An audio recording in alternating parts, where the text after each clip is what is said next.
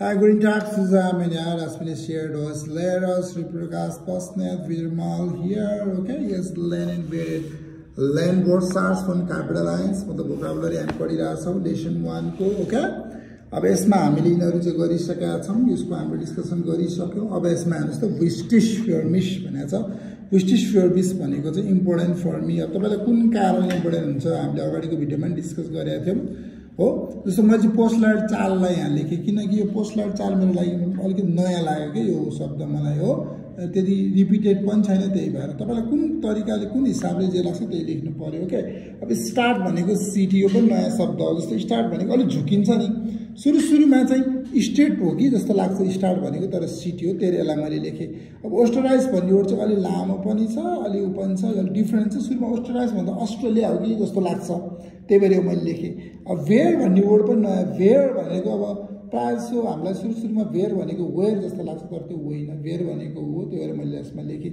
तपाईँहरूको आफ्नो लोजिक हुन्छ कि विस्टिश फ्योर्मिशमा चाहिँ किन तपाईँलाई त्यो इम्पोर्टेन्ट लाग्यो. गाह्रो लाग्यो हुनसक्छ, नौलो लाग्यो हुनसक्छ, हो, अथवा त्यो वर्ड लामो हुनसक्छ, अथवा त्यो वर्ड तपाईँलाई युनिक लाग्यो हुनसक्छ. के कारण त होइन, कुनै वर्ड प्रोनाउन्स गर्न गाह्रो लाग्छ, त्यस्तो वर्डहरूलाई चाहिँ तपाईँले यहाँ लेखिदिनुहोस् विस्टिश फ्योर्मिशमा है त. ओके, अब हेर्नुहोस् त, नोटेरियन जिडिफ्युन विस्टिगर वेफ्रागन भनेको मतलब यहाँ के गर्नु पर्यो त, 5 वटा जति हामीले के गर्नु पर्यो त, डब्ल्युएच क्वेसन नोट डाउन गर्नु पर्यो. जस्तो हेर्नुहोस् त, वी हाइस्ट अलरेडी छ. मैले के लेख्नुहोस् त, भोनेन्जी एउटा हो, त्यसपछि विकेडेसिनेन, भोयर कम्टेयर, भेल्चे स्प्राकन स्प्रिस्टेर, जुन हामीले पढाएको छ अहिलेसम्म त्यही नोट डाउन गर्न सक्नुहुन्छ.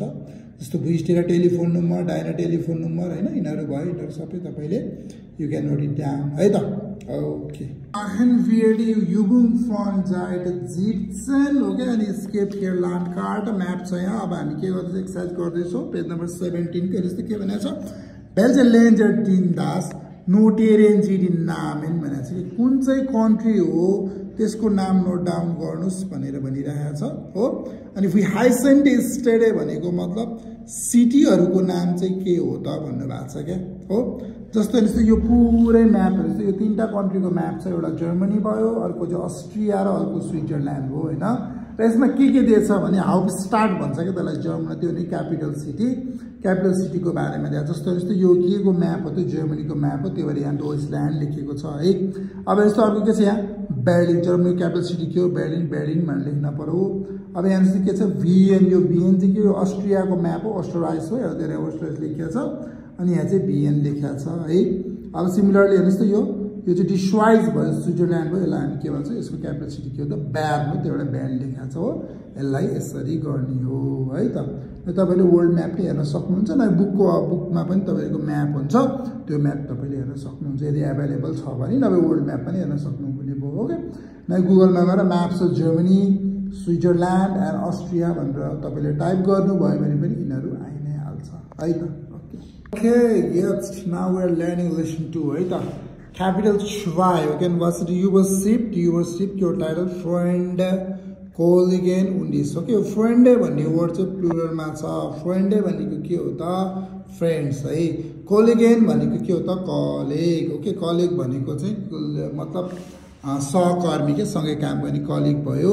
उन्डिस भनेको चाहिँ म भयो. अब हेर्नुहोस् त यहाँ लेडी वास मार्क डिजर डामा डिजर फ्राउ जी मार्क फोटो, त्यसलाई के भन्छ, फोटोग्राफरले उनी के गरिरहेको छिन् त, फोटो खिच्न लागिरहेको छिन्, यसलाई भन्छ फोटोग्राफर भनेको फोटो माखन पनि भन्छ जर्मनमा. ओके, त्यसपछि अब यता जिङ्गेन भनेको छ त, जिङ्गेनमा चाहिँ माइकको फोटो यु क्यान सी. अब जिङ्गेन अब सिङ गर्ने के त माइकले नै हो. अब हेर्नुहोस् त त्यसपछि के छ, कोखेन छ, कुकिङ गरिरहेको छ. जर्मनहरू धेरै स्पाइसी फुडहरू खाँदैनन्. ओके, दे टेक ओन्ली के त साल्ट एन्ड पेपर, नुन र मरिच मात्रै खान्छन्, त्यही भएर त्यो धेरै मसला देख्न सकिँदैन, त्यतिकै नर्मल कुक गरेर खान्छन् उनीहरू. ओके, अब हेर्नुहोस् त स्विमेन भनेको स्विमिङ भइहाल्यो. You can see in the photo the dam already फ्राउ स्विम हियर. ओके, फोटोमा हेर्नुहोस् त यो केटी स्विम गरिरहेको छिन्. अब हेर्नुहोस् त के छ अर्को, राइजेन. राइजेन भनेको चाहिँ ट्राभलिङ भयो, जर्नी होइन, त्यसलाई हामी राइजेन भन्छ, टुर गर्न राइजेन नै भन्छ. ओके, टान्चेन भनेको डान्सिङ, त्यहाँ डान्स गरिरहेको फोटो हामी देख्न सक्छौँ, टान्चेन भनिन्छ डान्सिङलाई. ओके, अब हेर्नुहोस् त के छ, जोगेन. या जोगेन भनेको जगिङ, त्यो मान्छे के गरिरहेको छ, जगिङ गरिरहेको छ.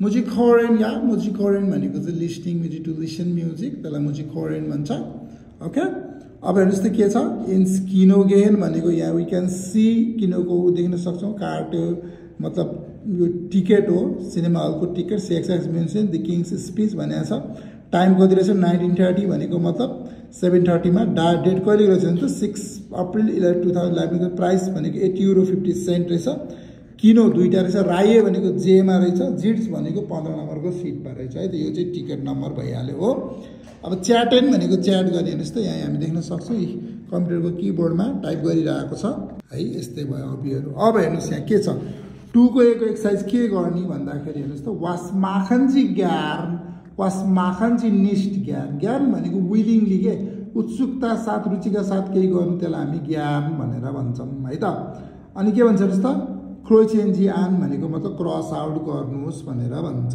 है क्रस आउट गर्ने भने जस्तो कोखेन तपाईलाई कुकिङ गर्न कतिको मन लाग्छ त हैन मलाई चाहिँ ठिकै मन लाग्ने भएर मैले यहाँ बिचमा लगायो फर्स्ट इमोजी भनेको चाहिँ एकदमै मन लाग्छ भनेको सेकेन्ड इमोजीले के भन्छ ठिकै भनेको लास्ट इमोजीले चाहिँ मन लाग्दैन नट इन्ट्रेस्टेड भनेर भनेको जस्तो कोखेन अब इन्स्किनोगेन पनि ठिकै मलाई सिनेमा जान ठिकै मन लाग्छ त्यो मैले बिचमा लगाइदिए च्याटेन मलाई एकदमै मन लाग्छ उ गरे स्विमेन it's my hobby okay dance न मलाई डान्सिङ भने मलाई गर्न आउँदैन त्यही भएर मैले लास्टमा उ गरिदिए है सिमिलरली तपाईहरुलाई राइजिङ अब राइजिङ भनेको जर्नी ट्राभलिङ गर्न कतिको मन लाग्छ सिंगिङ गर्न कतिको मन लाग्छ हैन त्यो अनुसारले यहाँ उ गर्नु पर्यो है त हेर्नुस् है जस्तो राइजिङ ट्राभलिङ गर्न मलाई एकदम मन लाग्छ त्यही भएर मैले फर्स्टमा इन्ट्रो लगाइदिए फर्स्ट इमोजीमा जिङ्गेन भनेको सिङ्गिङ द्याट्स माइ हबी है अब जोगेन भनेको जगिङ भयो त्यो चाहिँ ठिकै मन लाग्छ मलाई धेरै मन लाग्दैन फोटोग्राफर भनेको टेकिङ फोटो त्यो पनि ठिकै धेरै मन लाग्दैन म्युजिक ओरेन म्युजिक लिसन गर्न एकदमै मन लाग्छ मलाई है त ओके ल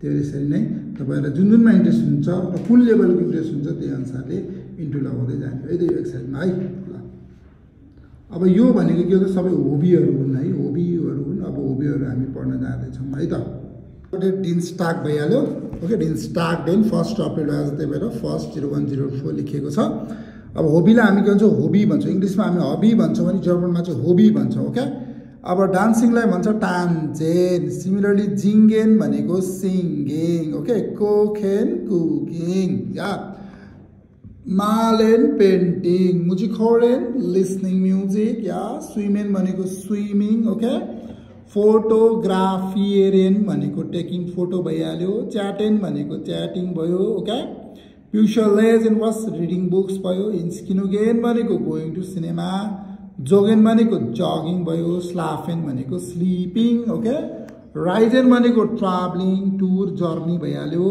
ओके अनि म्युन्चेन जामेलेन भनेको कलेक्टिङ कोइन्स र बिफमार्केन जामेलिङ भनेको के हो त collecting stamps okay okay follow me है त हेर्नुस् त हबी हबीज टान्चेन या जिङ्गेन कोखेन मालेन म्युजिक होरेन या स्विमेन फोटोग्राफिएरेन या च्याटेन ब्युशरलेजेन इन्स्किनोगेन जोगेन या स्लाफेन राइजेन म्युन्चेन ब्रिफमार्केन ओके मलाई चाहिँ मेरो व्हाट्सएपमा चाहिँ धेरैजनाले मेसेज गर्नु भएको थियो है प्रोनाउन्सिएसन गर्नलाई चाहिँ कसरी उ गर्ने भनेर हेर्नुस् त प्रोनाउन्सिएसन गर्न कसैले नेपालीमा लेखिदिनु भन्नु भएको थियो हैन नेपालीमा चाहिँ के गर्नुस् तपाईले आफै लेख्नुस् तर नेपालीमा लेख्ने उ चाहिँ हैन किनभने तपाई कस्तो हुन्छ भने तपाईले त्यो वर्डलाई नेपालीमा लेख्नु भएन भने जान्नु हुन्न क्या त्यही भएर बुझ्नुभयो जस्तो टान्चेन भन्दाखेरि हेर्नुस् त यहाँ के छ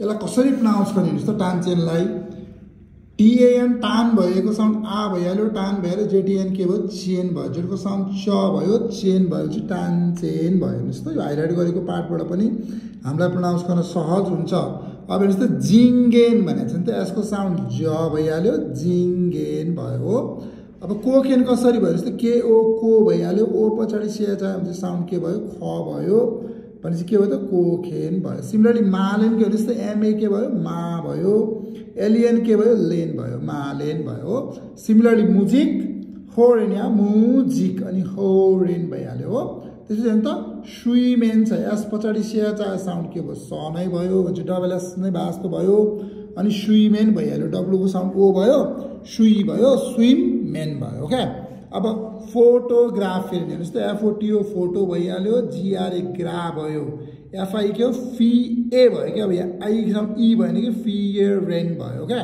अनि च्याट 10 भयो ओके सिमिलरली ब्युसरले त यु पछाडि सिया त साउन्ड स भइहाल्यो ब्युसर लेजेन भयो है अब सिमिलरली इन्स किनोगेन हेर्नुस् त इन्स आइएनएस इन्स भइहाल्यो किनोगेन सिमिलरली ओके जोगेन भयो स्लाफेन यसरी नै तपाईहरुले प्रोनाउन्स गर्न सक्नुहुन्छ है त नेपालीमा लेख्दाखेरि झन् गाह्रो हुन्छ त्यही भएर तपाईहरुले के अप्सनलाई नेपालीमा पनि लेख्नुस् केही छैन तर यसरी गर्नुभयो भने चाहिँ it will be easy for you to pronounce है त ल के सल्लाह सुझाव छ के क्वेशन छ भने चाहिँ please right in comment yeah or you can message or call in my WhatsApp okay and thank you for your message है त जसले मेसेज गर्नुभयो जसले मलाई सोध्नु भएको छ नि क्वेशनहरु मेरो WhatsApp मा तपाईहरुलाई मैले रिप्लाई पनि गरे हुन्छु मेसेजमा हैन you can see that and other you can directly call in my WhatsApp है त अथवा मेरो नम्बरमै कल गर्न पनि सक्नुहुन्छ okay yeah das ist alles für heute ja auf Wiedersehen bis bald